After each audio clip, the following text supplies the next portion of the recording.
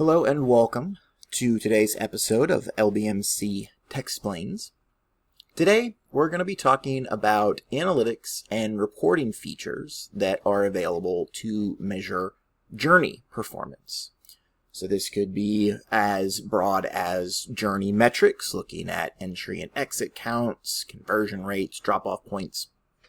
It can also get as granular as looking at the email metrics like open rate, click-through rates, bounce rate, unsubscribes, heat mapping, everything like that. So first, what you'd want to do is navigate to the actual journey that you're wanting to measure some of the metrics on.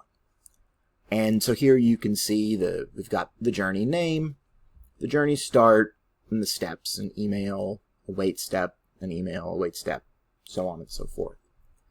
So if you're just wanting to look at general journey information, you'd click on the little box that says Journey Start.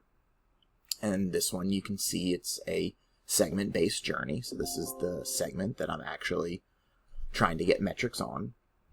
And so right over here, underneath Entry and Analytics, you can see there's about 2.2 thousand people in this actual segment. All of them have been processed, and no one has exited thus far.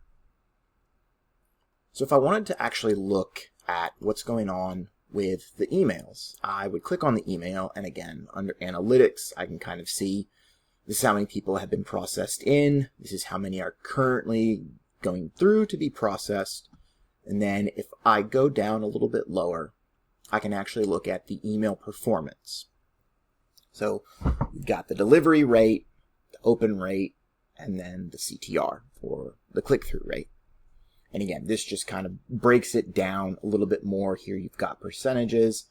Here you've actually got the numbers. So, okay, this is a great number of open rates, but if I don't want to do the math of what is 48% of 2.2 thousand people, I can just come right down here and say, okay, 1,017 people, that's how many have opened it. And if I look at the click rate, again, I can see those numbers. If you want to go into delivery issues and see what's going on there, you've also got that as well, where you can see hard bounces, total number of emails that have been blocked, soft bounces.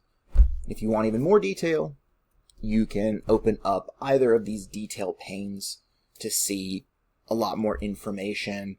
You can see email domains, what's going on, when they've clicked, what time, all of that. If you want to learn a little bit more about these specific emails and what's going on, you can either click Properties, or you can go to Emails under Channels and search for the emails.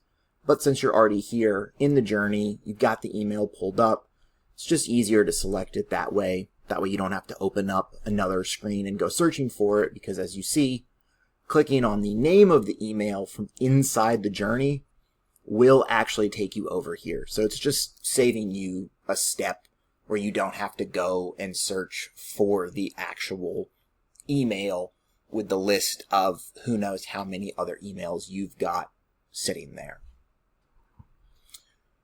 One important thing to note, say you've got an email that you've used multiple times for multiple journeys. That's where you would come over here and select the drop down. Now for this specific email, I've only used it for this one journey, so it's not a big deal. I don't actually have to do this step. But if I had used this email in, let's say, 3 or more journeys, or even 2 or more, I don't want all the data, especially if those journeys are running to completely different sets of audiences or running at completely different times of year. I want to see how much data is in this email for this specific journey. So I would just make sure that I've selected the actual journey that this email was in, and I would select that. Again, for this one, it's just one journey, so I don't have to select it. But it is nice. If you ever forget, you can kind of look over here. It'll say all journeys, and if it's in more than one journey, it'll actually say, 2 or 3 or 5 or however many. So once you've selected that, again, this is where you get really deep in the numbers. You can see the inflow, the number processing, and how many have processed. Again, delivery rate, open rate, click-through rate. We saw all of that back in the journey screen. We saw all of this in the journey screen. One thing to take into account is, say you want to see where people are clicking on this email. Now, granted, the main call to action button is this get to guide, but maybe I want to see if people are going to our website, if they're trying to email me. Are they clicking on subscribe? Are they checking any of our social channels? Well, if I come up here and click on Insights, again, it takes me another layer deeper into this email. Now, a lot of this is not actually populating because you can kind of see up here, it's in the last 30 days in this email. It hasn't really gone out in the last 30 days. You can kind of see it's going back to, the middle of June. So what I want to do is I want to expand the date range to the last 90 days. And that will actually start to fill in some of the data here. And so you can start to see some of those familiar numbers, the delivery rate, open rate, click-through rate. So that means now that I've gone back far enough to get all of the data that I've seen in previous screens on this actual insight screen. And so it can tell you more information about the delivery, not just the delivery rate, but how many were blocked, how many deliveries failed. You can dive deeper into that, or you can go into the interactions, not just the open rate and click-through rate, but the click-to-open ratio. You can also see how many people unsubscribed from this email. Again, you can just kind of get a little bit more into the delivery and the engagements of the email as well. And then you've also got this click map. So if you open up the click map, and this was one of the newer features that Microsoft has released, you can see, okay, here are kind of the two main places that people are clicking. And so the number one most clicked link is our unsubscribe link. The number two most clicked link is get the guide. So you can see, you've got 10 total clicks, 10 unique clicks, 7 total clicks, 7 unique clicks. And you've also got the click rate. So from here I can see that, okay, no one's really emailing me, no one's clicking on our website or any of the social links. It is pretty much they either want to get off our mailing list or they actually want to get the guide and read a little bit more about the advantages of Microsoft 365 Copilot. If you want to, again, take another step back, you just click back on Overview under the Insights tab, and it will bring you back in here.